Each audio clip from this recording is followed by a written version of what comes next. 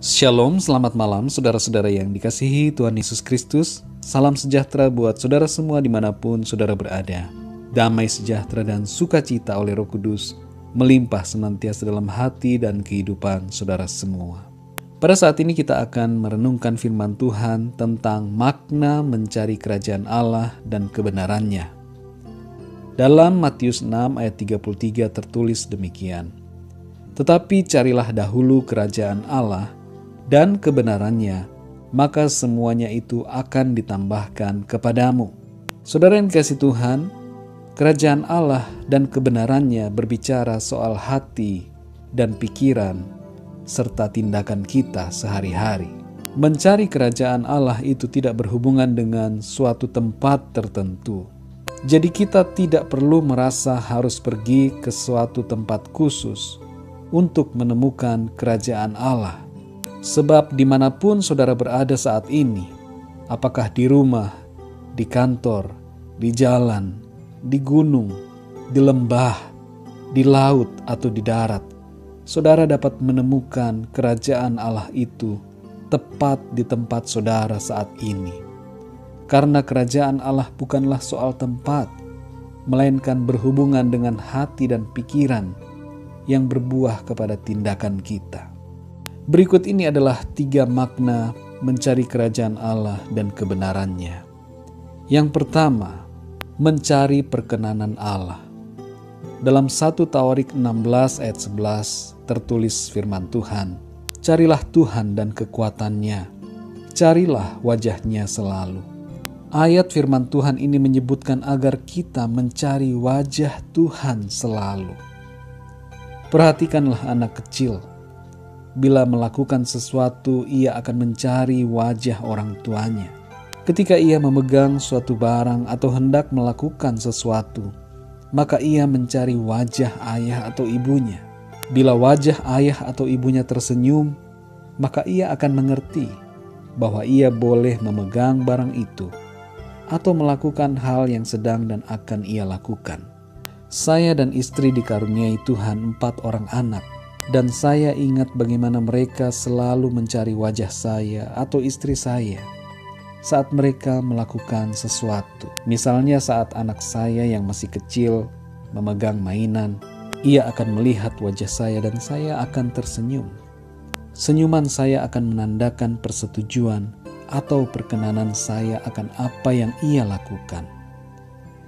Saat ia memegang barang yang berbahaya, misalnya pensil yang tajam, ia memandang saya dan saya menggelengkan kepala tanda tidak berkenan. Maka ia akan melepaskan pensil yang tajam itu. Saat ia memainkan debu tanah dengan sepatunya, maka ia akan memandang wajah saya. Dan apabila saya hanya tersenyum, maka ia akan melanjutkan menendang-nendang debu. Tapi bila saya mengernyitkan dahi dan memelototkan mata saya, maka ia akan berhenti memainkan debu itu. Saudara yang dikasihi Tuhan, contoh ini menggambarkan hal yang sangat penting dalam hubungan kita dengan Tuhan dalam mencari kerajaannya.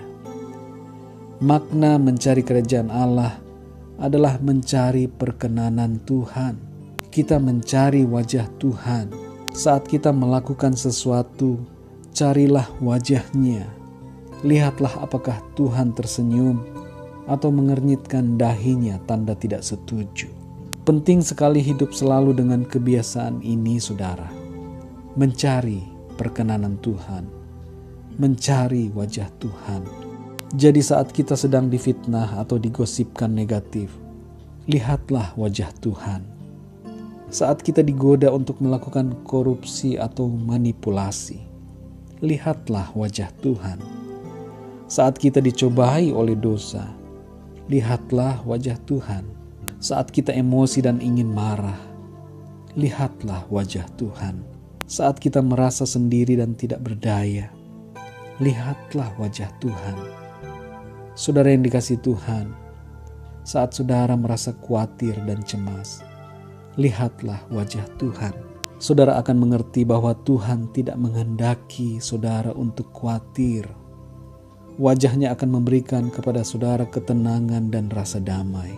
Kita yang telah melihat wajahnya akan berkata, "Ya Tuhan, ampunilah anakmu ini yang kurang percaya, yang selalu khawatir. Aku percaya saat ini bahwa Engkau selalu mengerti dan mencukupi segala keperluanku." Saudara yang dikasihi Tuhan, makna yang kedua dari mencari kerajaan Allah adalah memprioritaskan Allah sebagai yang utama dalam hidup kita. Ayat dalam Matius 6 ayat 33 dilatar belakangi konteks mengenai kekhawatiran hidup. Sebagai implikasi dari adanya kekhawatiran, manusia bekerja lebih keras dan lebih lama. Fokus hidup manusia berubah, bukan lagi Tuhan, melainkan uang. Ada sebuah lagu sekolah minggu yang liriknya berisi sebuah pertanyaan, apakah yang dicari orang, siang, malam, pagi, petang? Jawabannya adalah uang, uang, dan uang, bukan mencari Tuhan Yesus. Tuhan Yesus memperingatkan agar kita tidak menduakan Tuhan dengan menyembah kepada mamon atau harta kekayaan duniawi. Mari cek diri kita pribadi. Apakah uang selalu menjadi yang nomor satu? Ataukah Tuhan yang jadi nomor satu dalam hidup kita? Bila Tuhan menjadi yang nomor satu, maka kita akan mengatur jadwal harian kita dengan baik dan mempunyai waktu secara khusus untuk Tuhan. Pergi ke gereja, beribadah, ikut persekutuan dalam komunitas yang membangun, berdoa bersama baik dengan komunitas maupun dalam keluarga secara pribadi, dan melakukan berbagai kegiatan pelayanan lainnya. Saudara yang dikasihi Tuhan, nafas hidup kita Tuhan yang beri. Oleh karena itu marilah ingat selalu untuk mengutamakan Tuhan dalam hidup kita. Yang ketiga saudara, makna mencari kerajaan Allah adalah memikirkan perkara-perkara surgawi. Dalam Filipi 4 ayat 8 tertulis, "Jadi akhirnya saudara-saudara, semua yang benar, semua yang mulia, semua yang adil, semua yang suci, semua yang manis, semua yang sedap didengar, semua yang disebut kebajikan dan patut dipuji, pikirkanlah semuanya itu."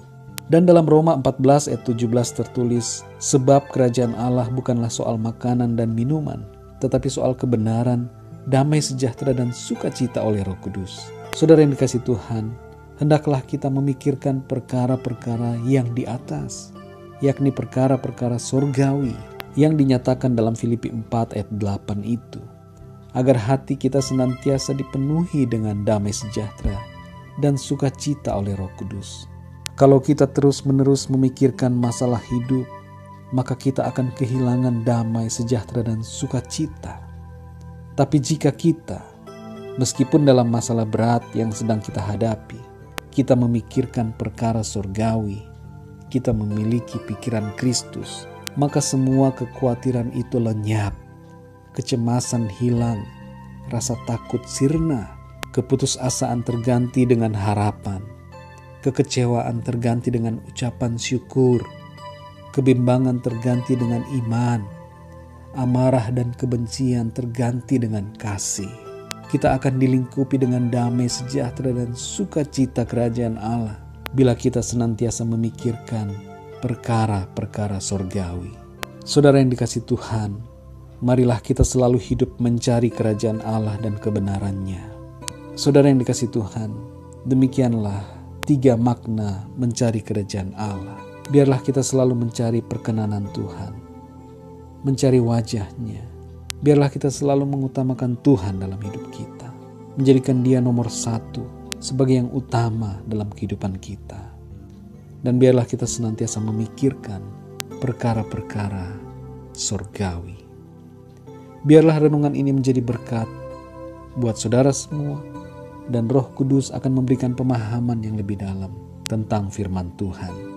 Berkat dan penyertaan yang sempurna dari Allah Bapa kita, kasih karunia dari Tuhan Yesus Kristus, dan persekutuan dengan Roh Kudus menyertai saudara semua, sekarang ini dan sampai selama-lamanya.